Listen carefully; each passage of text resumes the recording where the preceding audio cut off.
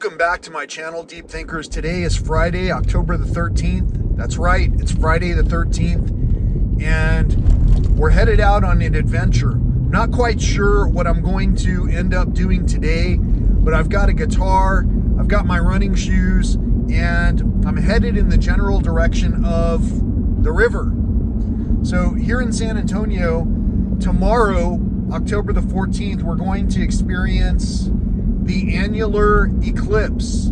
And that eclipse is something that's going to be noteworthy enough that people from all around geographically are going to travel to see this type of event, to experience this type of event.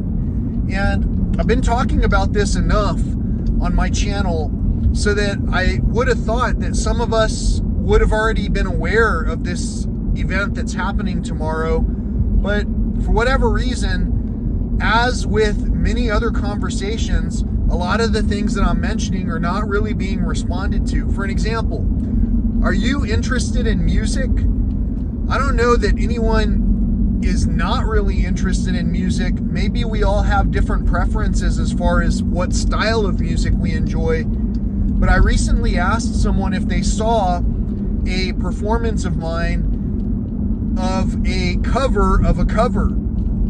And for whatever reason, I didn't get any kind of a response. That's typically how it's going lately. I'll ask people if their business is open, their business that's been closed for some time, and they won't respond. And I'll ask people if they could understand certain words that I was saying, if it made sense. And they'll ask a question about, well, why was this something that you performed in the garage or whatever? But for whatever reason, people can't answer the actual questions that we're asking of them, mostly because they're distracted. And part of those distractions are things that keep us from hearing, from experiencing anything with one another.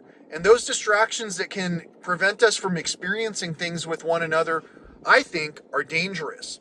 Those things that take priority over whether we actually pay any kind of regards to one another are things that also take away from our ability to experience anything around us. So if we are, for an example, not very cognizant of the nature around us, we might not really give it any kind of regard when it comes to the health of the nature around us. If we're not cognizant of our own health, for an example, if we can't really pay attention to our own aches and pains, we might not really be doing ourselves justice. A lot of us rely on the medical industry to grant us the potential for healing. We don't really think about ourselves as being the ultimate bearers of our own well-being. And this, again, I believe, is a dangerous way to regard life itself. Because if we're not paying attention to ourselves and to healing ourselves, we might not really care about the health of one another. What the health, right? And so for that reason, and because I saw a topic today that talked about NPCs, non-player characters, I thought I would talk a little bit about the non-player characters in our own lives around us. How many times have you told somebody a story and they don't remember any of the story? How many times have you reminded someone, hey, this came from our trip to so-and-so or whatever place, and they can't remember? It's not because they don't care, it's because there are too many distractions in their lives. So when we start to find ourselves being distracted over and over to the point where we ourselves don't remember certain details, we might want to begin considering that our health might be compromised. Health is not just from the neck down. Health is also from the neck up. You know, we have mental health to consider, and we have physical health to consider, and we have spiritual health to consider. And all of these things may not seem to be very interconnected. And at the same time, if you're listening to this conversation, you know that it may very well be that there are critical components to all of this that might be the glue that holds everything together. just as an example, if we have a lot of anger, a lot of fear, a lot of hostility, we might bristle when somebody tells us something. We might bristle when someone asks us a question for the second or third or fourth or fifth time. And we might even bristle so much that we accuse that person of being hostile towards us. That is called projection. And a lot of people who go to therapy can recognize those words because that's what we were told. And if we're told that we're projecting or that other people might be projecting, and we learn to say those things as if we ourselves are licensed therapists, then we run into the dangerous aspect of also undermining the value of those characters around us. Even though we might have a whole nest of non-player characters around us, that doesn't mean we should regard people as non-essential. All of us were essential for some reason. We're all playing a role, and sometimes those roles are just being played out without absolute conviction, without passion. And when we play out our roles impersonally, sometimes we'll find that we do a lot of things for money that we might not have done otherwise.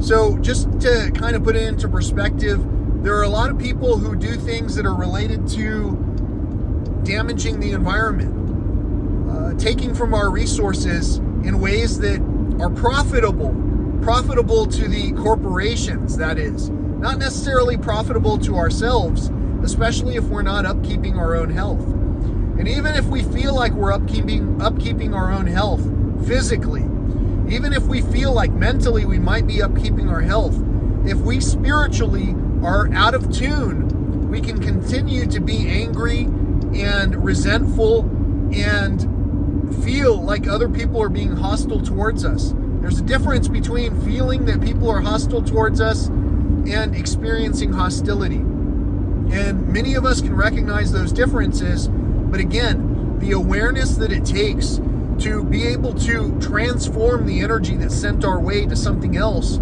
is profound. It takes a lot of energy, it takes a lot of effort. And sometimes those efforts are as simple as just waking up and actually doing things to participate in the day. I'm driving through some sprinkles right now. It's drizzling on us right now. That's pretty impressive because on this channel, as you noticed, and as you've known, over the past weeks, I asked regularly for people to participate in group prayer for reasonable rainfall for one another. Now, we did experience reasonable rainfall. We have experienced reasonable rainfall for some time now here in the city where I'm at. I can't say that I influenced the rain. I know I didn't. I attribute that to a higher power. And for many of us who won't acknowledge a higher power, those are the pitfalls. Those are the traps that we have to start looking into and acknowledging. And the only way we can acknowledge that is if we can stop to see the wake that we're leaving behind. If we can stop to pay attention to anything. And sometimes it takes someone else asking a question 3 or 4 times, 5 or 6 times, 7 or 8 times, in order for someone to actually hear that there was a question to begin with. Sometimes it's even the intonation, the inflections of our voice, the inflections. I don't even know the word. I'm just saying things right now that sound right. Sometimes it takes the way we resonate with one another, but we can't really recognize when things are resonating or not resonating unless we also are paying attention to whether the other parties are engaging in the conversation with us. So I'm going to ask you on this channel if you're interested in music. If you're interested in music, I recently shared a song. It's called Eclipse, and it talks about the sun and the moon. And the sun and the moon, oftentimes throughout time, have performed something called an eclipse. That's what we call it. And the eclipse happens when the moon is in between the sun and ourselves. And it basically casts a shadow on us? Well, we can observe those shadows on the ground shaped in the same way as the eclipse is shaped if we're paying attention. Tomorrow's eclipse is an annular eclipse, so only a vast majority of the sun is covered up, but it's not the same as a total eclipse where it's safe to look at the eclipse during totality. Might not be spiritually right, depending on what type of religion you practice. For an example, the Native Americans, in some cases, don't believe that you should even see the eclipse. In some cases, tribes believe that you should try to drive away the eclipse. These things happen on their own. And whatever kind of ways we portray these natural events, sometimes, again, has to do with the energy that's in our own heart. So for anyone who's in the path of the eclipse, or in the surrounding area where you can even drive into the path of the eclipse, I would encourage you to consider witnessing this event, because it might be one of those once-in-a-lifetime things where you're in the right place at the right time. Here where I'm at, look how overcast it is today.